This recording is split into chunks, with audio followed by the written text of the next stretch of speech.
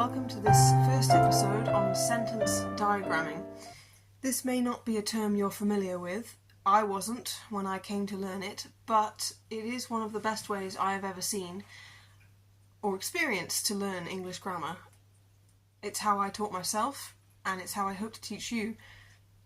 So we'll begin with a definition from a very good book on the subject called Rex Barks by Phyllis Davenport. Diagramming is a form of sentence analysis which requires one to take the sentence apart and show the relationship of each word to the rest of the sentence.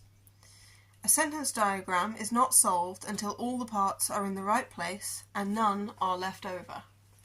Okay, so what does that mean in practice? We'll begin with a sentence.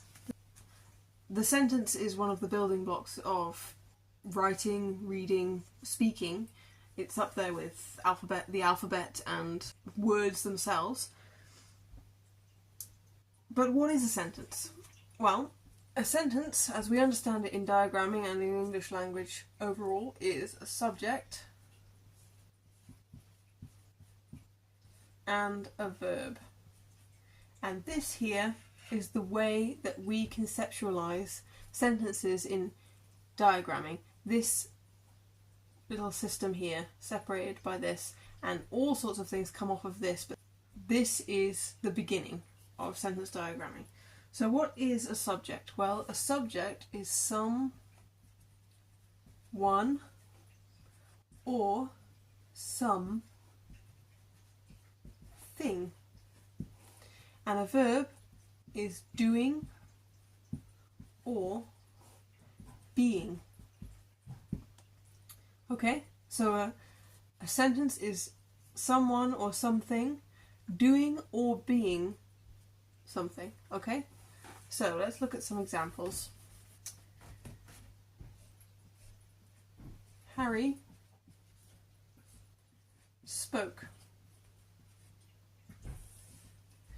Subject, someone, spoke, doing something, speaking. Okay. Henry stole. Henry, someone, doing something, stole, stealing. Rex barks. Title of the book. Rex, something, a dog, doing something, barking. Okay, so that's simple sentences. Obviously the English language gets a lot more complicated than that, but that's where it all starts. So, what is a subject? Well, a subject is a noun, always a noun. And a noun is a person, a place, a thing, or an idea. And these are grouped into people and places are proper nouns,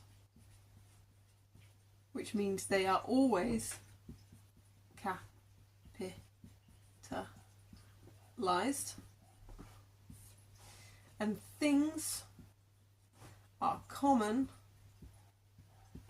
nouns because they are common things. Tables, chairs, horses, dogs, sheep, maybe more common up my neck of the woods, but they are common. They are the thing. Let's say a person is a common noun because it's just the thing itself. And then ideas are abstract nouns. Abstract ideas like love, hate, justice, the soul, God, these are all abstract nouns. So that's just a brief overview of nouns. But subjects are nouns, and people and things will usually be your subject. Places and ideas don't tend to do things. They can't be verbs. And what we've just covered there, nouns and verbs, are two of the 8 parts of speech. Now, What is a part of speech? Well, a part of speech is the job that the word does in the sentence. So we covered nouns. The job a noun does, for our purposes now, is it is a subject. Okay?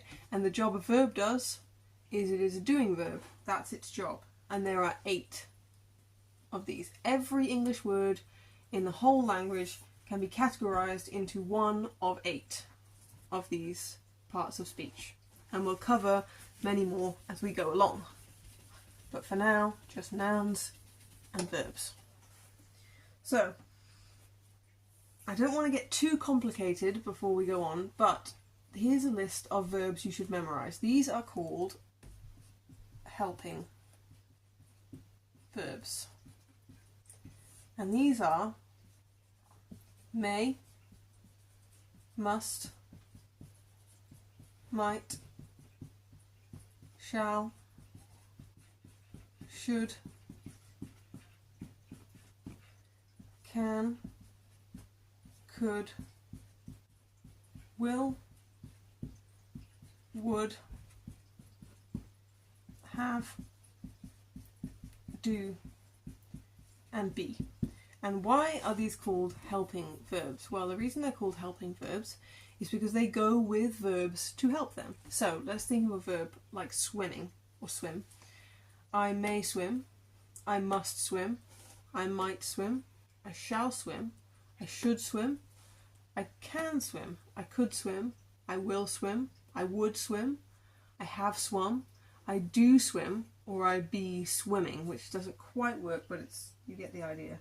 So those are helping verbs, and I'll show you some examples of those in practice, because you don't want to get confused thinking about where those should go.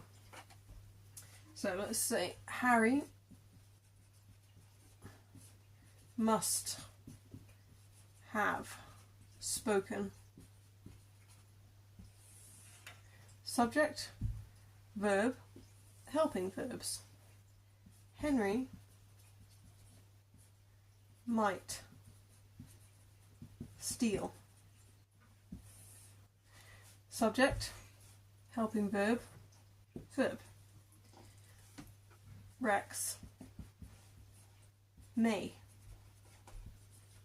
bark. Subject, helping verb, verb.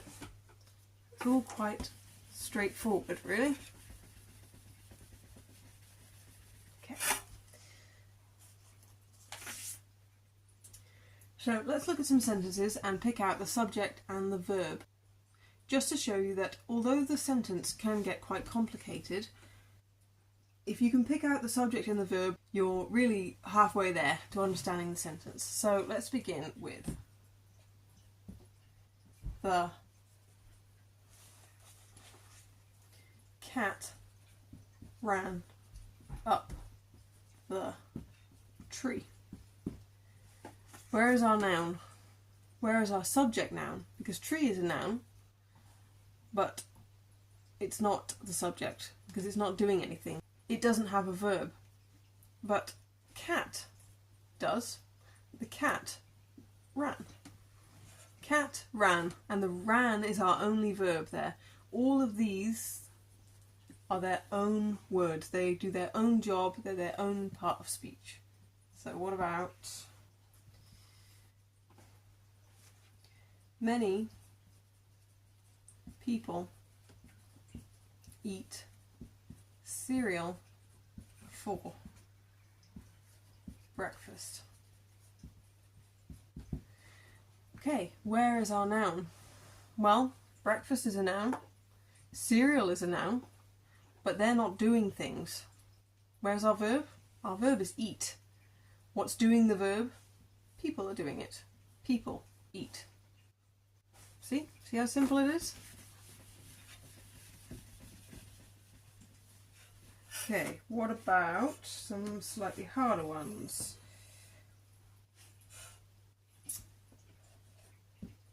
Everyone in the room heard the glass break. where's the verb? Heard is the verb. Who's doing the hearing?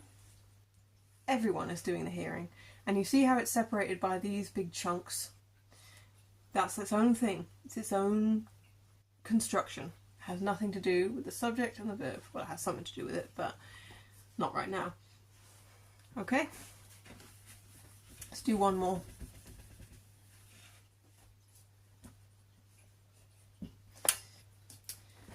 The criminal might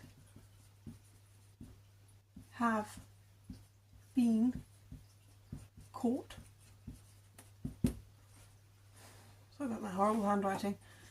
The criminal might have been caught. Well, what have we got? What have we got? Where's our verb? Caught is our verb. Might have been. We recognise these. Well, they are helping verbs, so they all go in one.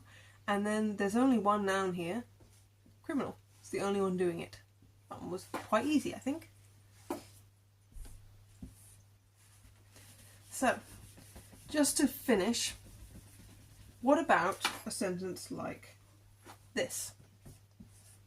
Did Rex bark? How do we diagram this? Because we have the subject, we have the verb, but what about this? Well, the way we deal with this is we just turn this question into a statement. Rex did bark. For our purposes in diagramming, it doesn't matter that it was originally a question. We already know that.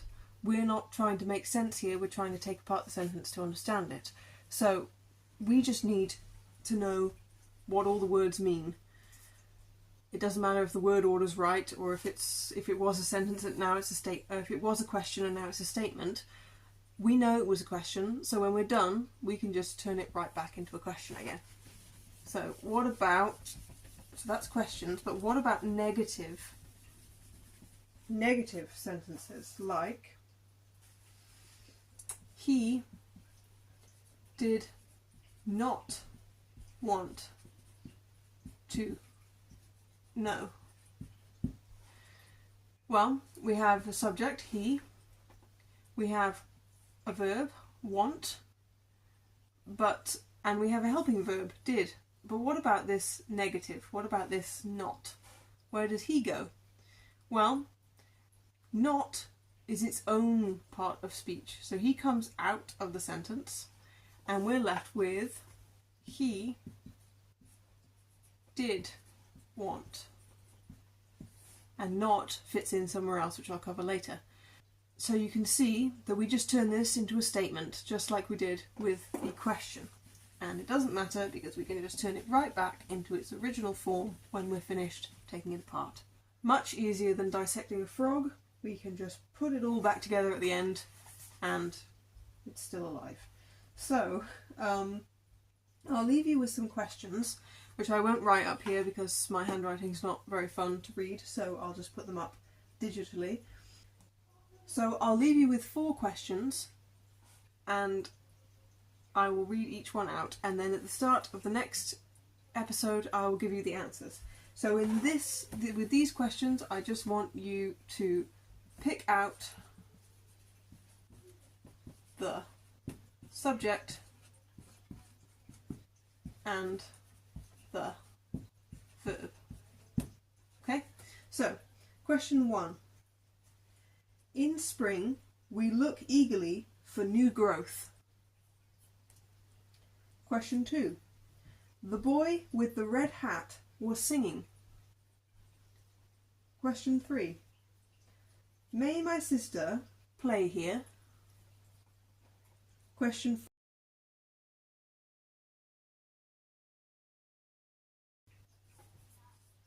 4. Okay, good luck. I'm sure you'll do marvellously, and I shall see you in the next episode. It's been a pleasure teaching you.